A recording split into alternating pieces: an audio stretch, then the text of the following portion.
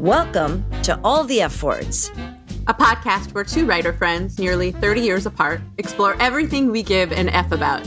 I'm Gabby Moskowitz. And I'm Joanne Green. On each episode of All the F Words, we'll focus on a theme starting with the letter F. Things like foraging, floundering, and fraud. We'll share stories from our lives and our distinct generational perspectives, and we'll look to the experts for insights and ideas. Today we're going to talk about fatphobia, what it is, how it gets perpetuated, what you can do to address it in yourself, and how to call it out when you encounter it in the world. Gabby, fatphobia, is that like a thing? Because I've never heard that term before. I'm so glad that is how we're starting this, because I want to talk about what it is, because a lot of people don't know about it, and also the actual use of it, because there is some conversation around using the phrase or the word fatphobia. So the first thing I want to say before we get into this is there is going to be some discussion of weight and body. So just like our food issues episode, if that's something that's not comfortable for you, we understand, and maybe we'll catch you on the next episode. So fatphobia, as defined in the dictionary, is the fear and dislike of obese people and or obesity. And then there's another definition, which is fear or obsessive avoidance of consuming fat, but that's not what we're talking about. So fatphobia, when you first hear it, it's natural to think that it might be about being afraid of becoming fat, and that's definitely a part of it. But the main thing, and in my opinion, the most important part of fatphobia to talk about is the way that, because of fatphobia, people who live in larger bodies are maligned and mistreated in pretty much every sector of life. We're going to talk specifically about a few medical fatphobia. But the first thing I want to get into actually is, when we were coming up with our F words, it was one of the first ones that jumped out at me because it's something I've been learning a lot about lately.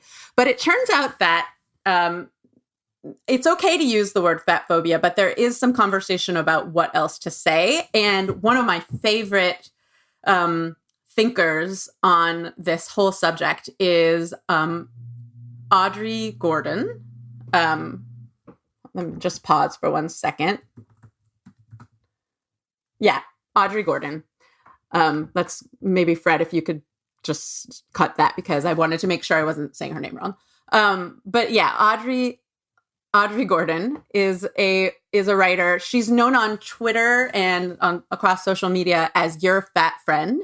And she also has a podcast that I highly, highly, highly recommend called Maintenance Phase. And it's so interesting, so well researched, and they talk a lot about fat and weight bias, but also a lot about the wellness industry, and it's really interesting.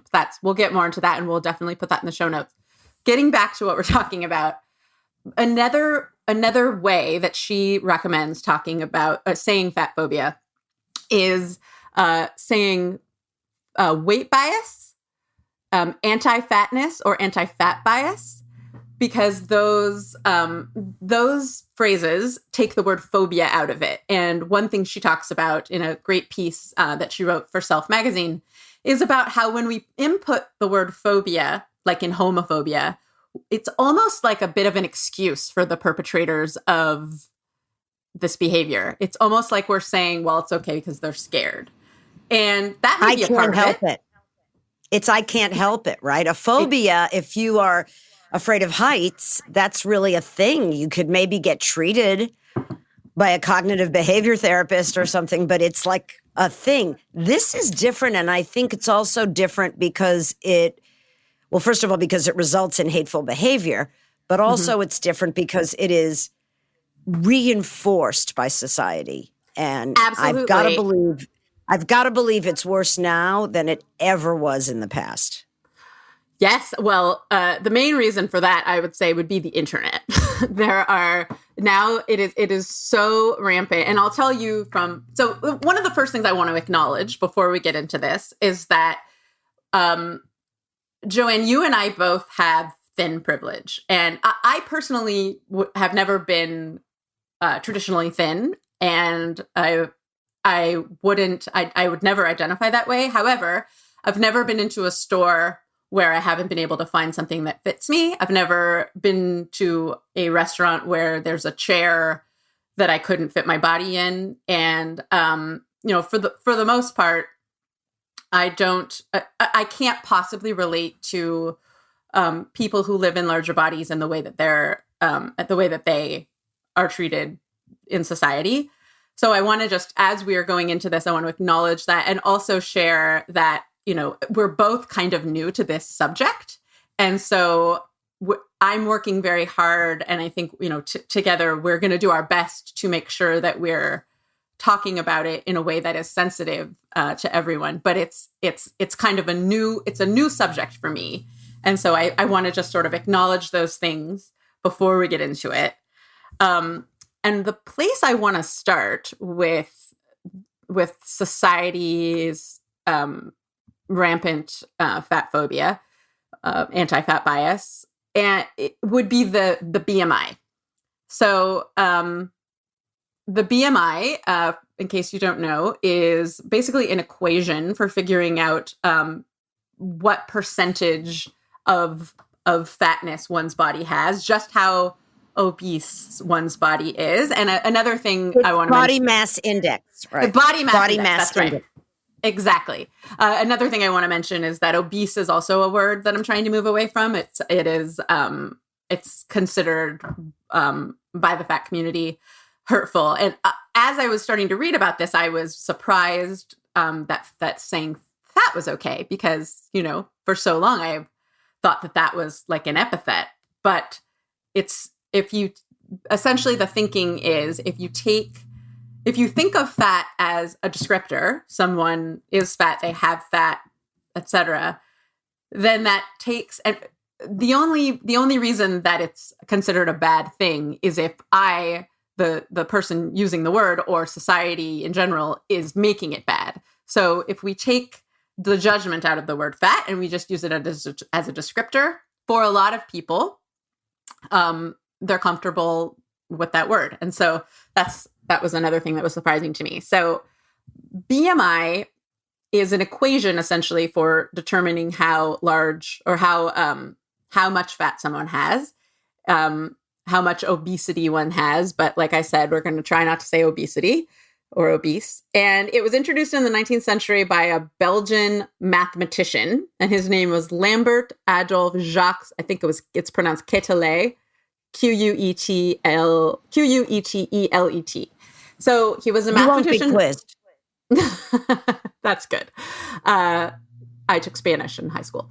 So he is a mathematician, not a physician, and he produced the formula just to give a quick and easy way to measure the degree of fatness of the general population to assist the government in allocating resources. So in other words, as described in an NPR article that I'll link to, it's a 200-year-old hack. And it was primarily used by life insurance companies, and just as a way of figuring out how much to charge for life insurance. And Quetelet, or whatever however you pronounce his name, he even said specifically, this should not be used to determine the health of someone. This is just a quick and easy way of trying to understand generally what a body is like. Now, it was also figured out for white men, so it assumes a lot about one's body. And as we know, female bodies generally have a very different composite. The fat to muscle ratio is very different from men. So, and it has been used by doctors.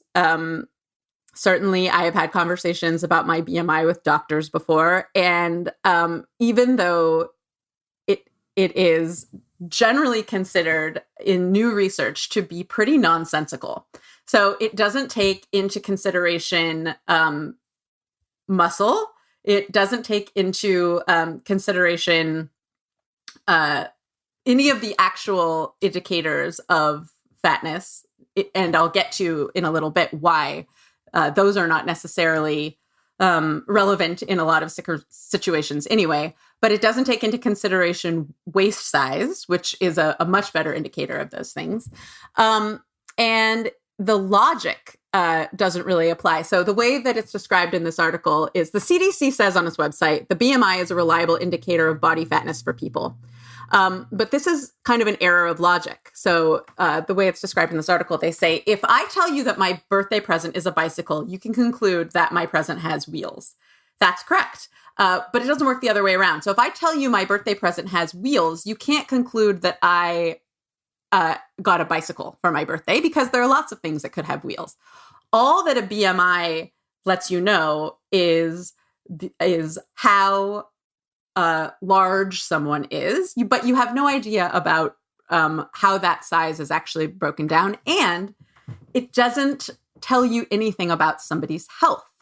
So, but medically, we have come to associate a high BMI and largeness with bad health outcomes. And I'll get to why some of that is incorrect in a little bit, but it is in many ways kind of one of the last acceptable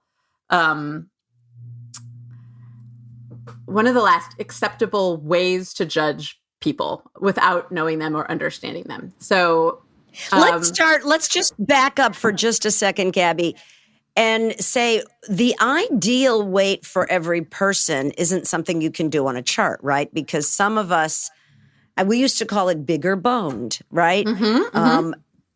Some of us are just built in such a way that our bodies are going to be larger. And at the optimal health for us, we're going to be larger than the average person of our height. Is that true? It is. And though I will say this idea of an ideal weight is kind of a fallacy.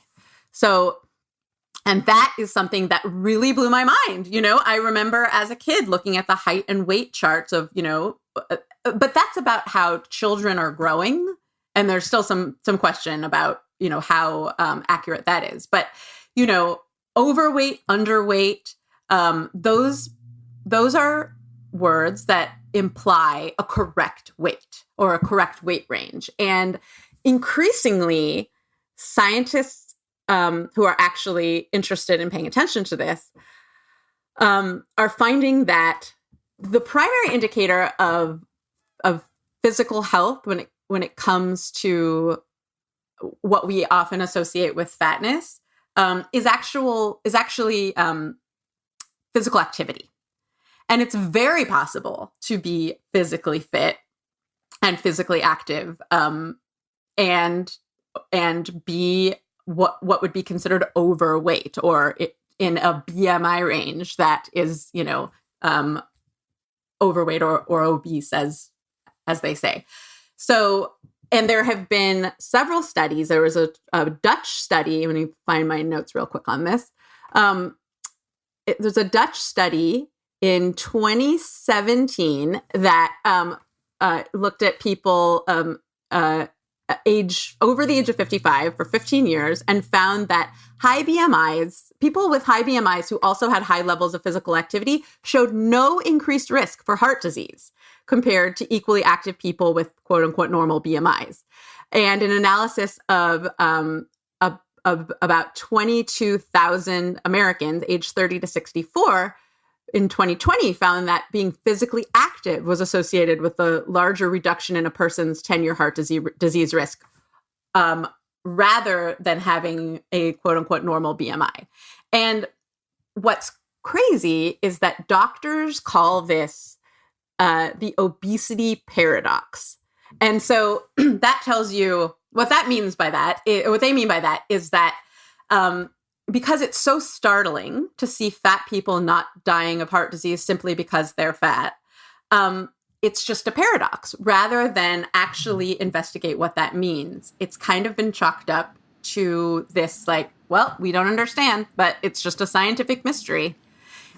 It's an anomaly rather than saying it's going to teach us something about assumptions we've been making up until now. I mean, I think one of the most dangerous things about the assumptions we make is that people who, and I love this phrase, live in larger bodies. I'm going to use that because I think it really does take out the judgment entirely.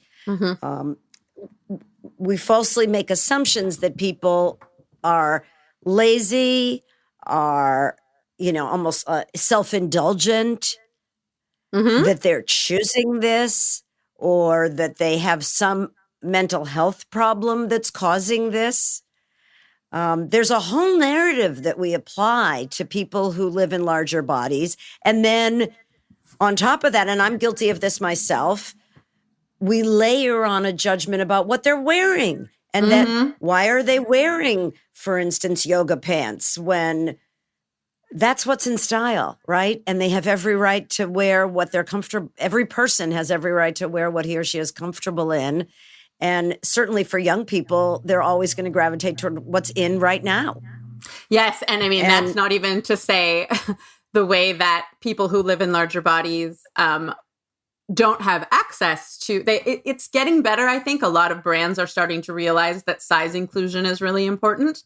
But for a very long time, and still in many ways, the fashion industry had not caught up. And so the clothing choices for people in larger bodies were terrible, were laughable. And so people were getting the message that they shouldn't be wearing whatever they're wearing, but the selection they had access to was not great.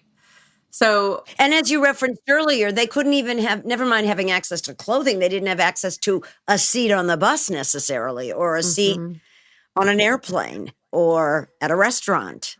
Yeah. And medical. And so one, as we were talking about a little bit with the obesity paradox, a really rampantly problematic area of where we see fat phobia come up is in medical situations. And primarily what that looks like, I mean, I'll again, I have never, I don't know what it's like to identify as fat, but I have pretty much always been considered medically overweight. And the thing that I kept thinking about as I was reading about this was after I had my first baby, I lost my pregnancy weight, and then I lost another 15 or 20 pounds. And I was the smallest weight or the lowest weight I had ever been as an adult. Still not thin, but the lowest weight I had been as an adult. And it was immediately considered, first of all, it was kind of one of the first times I started to become aware of my own internal fat phobia and the fat phobia of just having a larger body in the world. And it was that everyone across the board complimented me and told me how good I looked.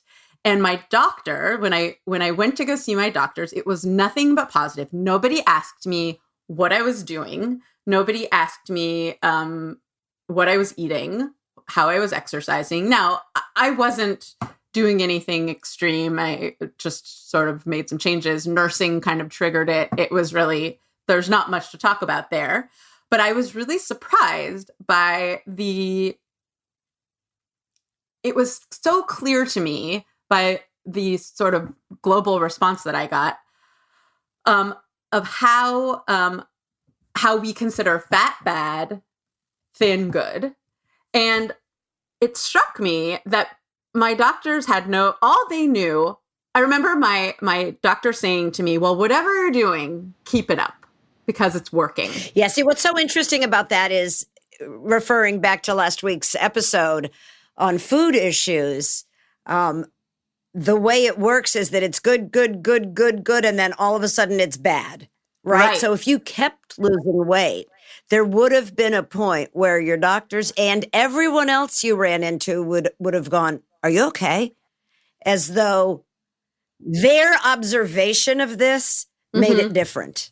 Well, yes, and that gets into, in my opinion, the way that we as a society kind of feel like we have ownership over women's bodies, and we can talk about them, and we can make judgments about them, and it's like we're talking about a totally acceptable thing, but also because of this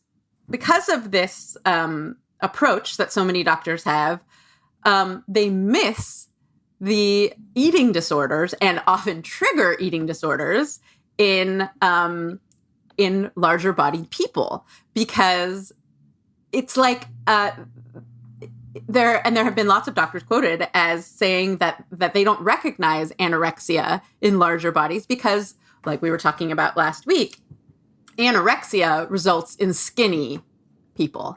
And so even if, I don't know if you've ever seen the most atrocious television show in the whole world, The Biggest Loser. I'm aware of it, but I have never tortured myself to sit and watch an entire episode. No. It's a reality TV show where people who would be categorized as being obese compete to lose as much weight as possible, and they are essentially starved and forced, well, not forced because they're on the show willingly, but they do intense multiple hours a day exercise, and I guess it's medically supervised, but it's a complicated show for a lot of people to watch. And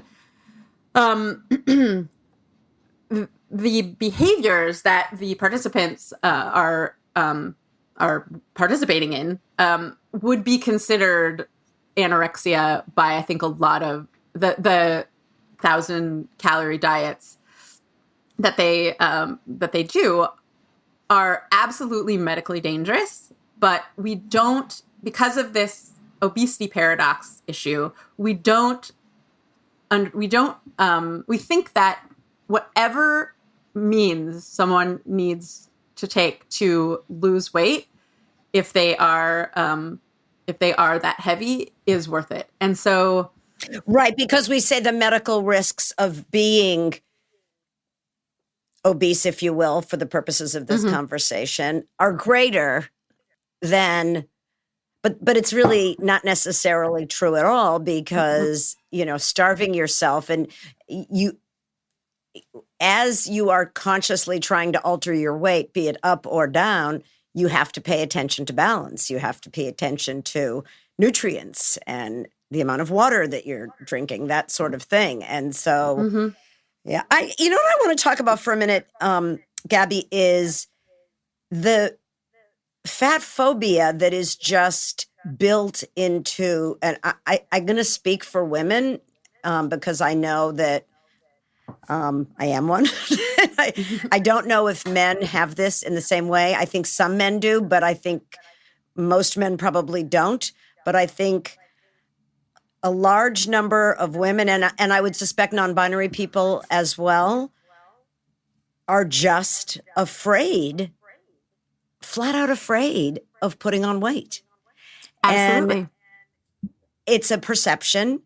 And I am absolutely, as a former eating disorders person, in this category. I will admit that I weigh myself far too often, and that if I see that I've gone up 2 pounds, I want to alter the way I eat for the next few days. And it's ridiculous, and I know it. And if I were my daughter, I would be lecturing myself. But it is this fear of becoming out of control and being less than at my best, whatever that means. Now, by the same token, if I don't exercise for a couple of days, I have the same sort of, it's not panic setting in exactly, but it's more like, oh, got to get, like now it's raining. I can't I can't go for, my brisk walk for a few miles. And so I'd better do more at home, on the mat. But it's about being healthy and it's about being fit. But if I had to be completely honest, it's about not getting fat. And I've never been fat. Yeah. Right. I've never been fat. I believe I shared last week, pleasingly plump. As a child, it was a phrase that was used to describe me, and it's like an incredible push-button triggering phrase. And my mom always told me to hold my stomach in. And to me, that meant I was fat. Mm-hmm. Right? But I wasn't. I think it's right. And also, and I think even like if I was. That's the thing. I think what is blowing my mind, the more I learn about diet culture and the more I really take a look at my own internal fat phobia is how like this, even if you were really fat, you're still deserving of rest. You're still deserving of food. And you're still deserving of all the respect that anyone is entitled to. And it's so difficult to be, especially a woman in the world, in the society that we're in, where we're getting such mixed messages all the time about what beauty looks like, to not have that. And so in some ways, this, it's a lot like our own internalized, as white women, our internalized white supremacy. We could not be in this world, or our own internalized patriarchy. We couldn't be existing in this world and not have those things. And we're never going to completely get rid of it all. We're never going to get over it and purge it from our psyches and just not have that. It's, for me, at least where I'm at now, it's an ongoing process. And if I feel the inclination to deprive myself, if I start feeling like, I need to earn my food with exercise or being good somehow, whatever that means, it's recognizing that and trying to start with respecting myself enough to take some idea of what an ideal body is out of the equation for me. Now, it's okay to want to change what one's body looks like. This is not to say that, if you want to lose weight or get stronger or any of those things, that's something that we have to stop doing. It's about, for me, at least in my kind of journey here, and from what I'm understanding about this whole thing, it's about constantly questioning why you're doing things and the judgments you have about your own body and the bodies of others, and trying to make decisions with that in mind, I guess. I don't know. So I have two things. One is I want to try on this term and just sort of live with it for a few days, and that is thin supremacy. Right? Yeah. Yeah. It's a thing. It is definitely a thing. I don't know if anybody's talked about it or written about it in that way, but let's try that on for size, right? Let's try that on and see what that feels like and see how often if it is a thing, that it impacts our view of the world. The other thing I wanted to say is for people who don't suffer from fat phobia, and I suspect there are people out there, I don't know them, but I suspect there are, they probably would be very shocked to know what goes on inside the head of a person who is guided by this obsessional behavior. When you say, I would go so far as quick clarification question. When you say people who don't suffer from fat phobia, do you mean people who don't have an internalized fear of getting fat? Okay. Good distinction. What I meant when I said it was people who aren't worried about getting fat themselves. I did not Got it. mean that they don't have bias against people in larger bodies, because I think absolutely everybody has bias against people in larger bodies. I don't think that one's equal opportunity, clear across the board. But I do think people who aren't worried about getting fat themselves and who just eat what they want to eat when they are hungry and when they want to eat it probably could not imagine what people like myself, I'll only speak for myself here, go through to determine at any given moment what to eat and when to eat it. Mm-hmm. And it is this constant, the amount, and I say I don't have eating disorders. Maybe I still do. Maybe that is what this is. But this constant like evaluation of, well, have I had fruits? Am I having too many carbs? I can't have this scone and bread. It's like on and on and on. And well, I think that it's challenging. It's super challenging, and we are because we live in a world where there's so much anti-fat bias, and we are constantly getting messages that the worst possible thing, the most unfeminine thing, the most unhealthy thing that one could become is fat. So of course we really internalize that, and we work that into every food related decision, every exercise related to decision. And we talked about this a little bit last week, but being thin and having willpower, quote unquote, has become sort of a morality thing. And so, I think that when we talk about, I've definitely noticed one of my least favorite kinds of conversations to have, especially with, other women, is when everyone sort of talks about, well, I was good. I had a salad for lunch. So that kind of thing. And it's so, and I say this as someone who is always thinking those thoughts and also stressing about what I'm eating, even as I try to unlearn that. It's so boring. I don't need to hear about some diet someone's trying, but also it's one thing I'm learning is that kind of conversation can be really destructive to others, because, you don't know who's got an eating disorder.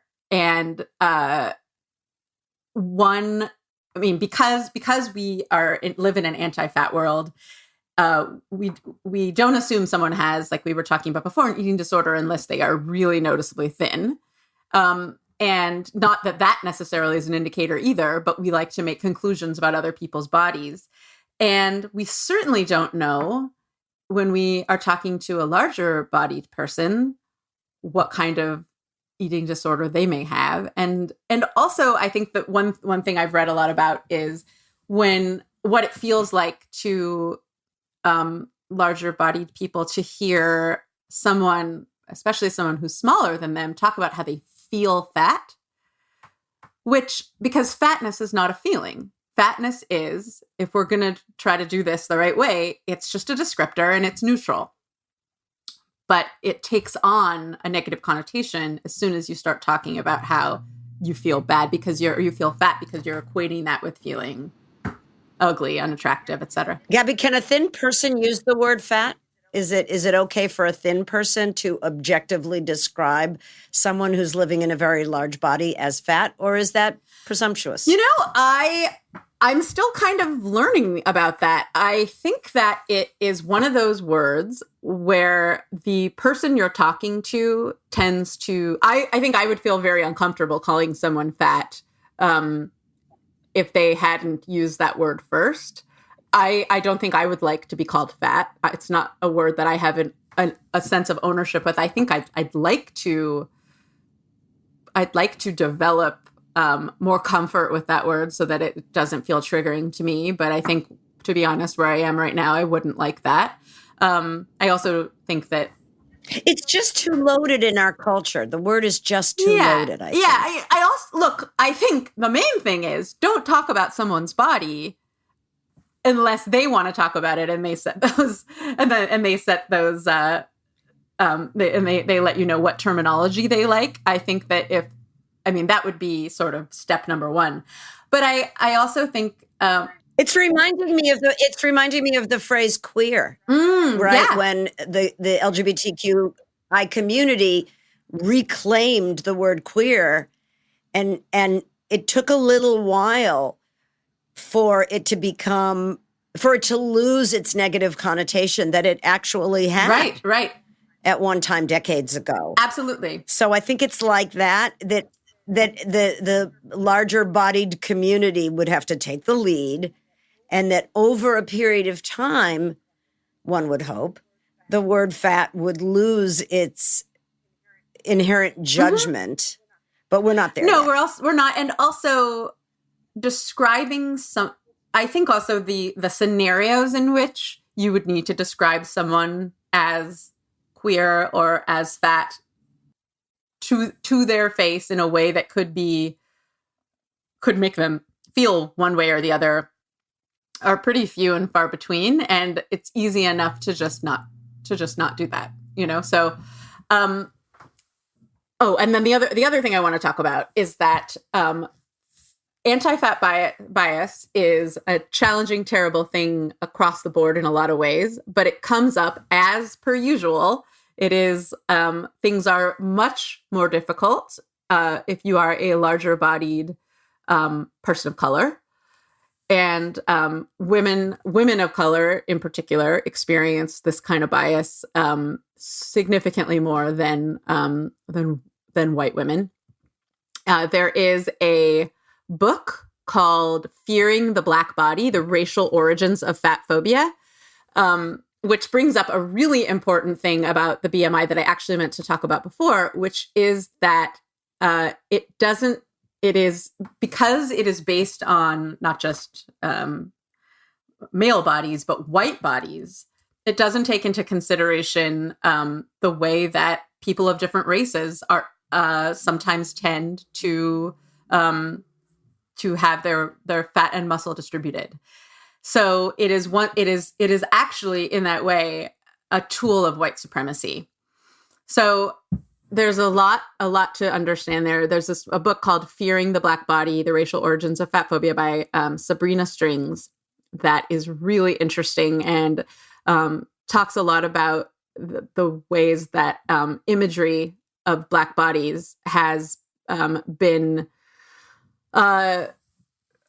had negative connotations or problematic layers added to them that are a totally racist thing, and so it's a complex issue.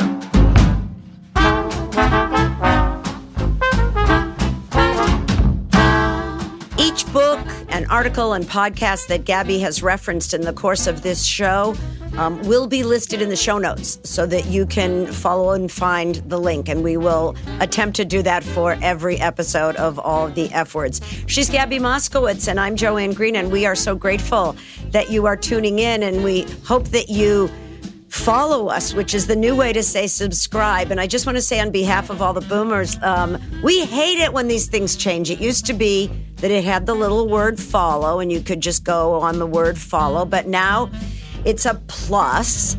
So I'm just letting everybody know there's a plus, and you have to click on the plus, and then it turns into a check. And then ostensibly you will be informed every time we have a new episode, which is every Friday, because Friday starts with the letter F. And for more tech tips, yes, I do. Thank you for that primer on how to subscribe to podcasts. So for more tech tips, be sure to subscribe, or you can also check us out on social media. We are on Instagram, Twitter, Facebook, and YouTube at allthefwordspod. You can also email us, allthefwordspod@gmail.com. Give us your ideas, maybe more suggestions for things that you'd like Joanne to, maybe if you want Joanne to tell you how to Google stuff, she can help you with that. And we will see you next week. Thanks for listening. Bye-bye. Bye.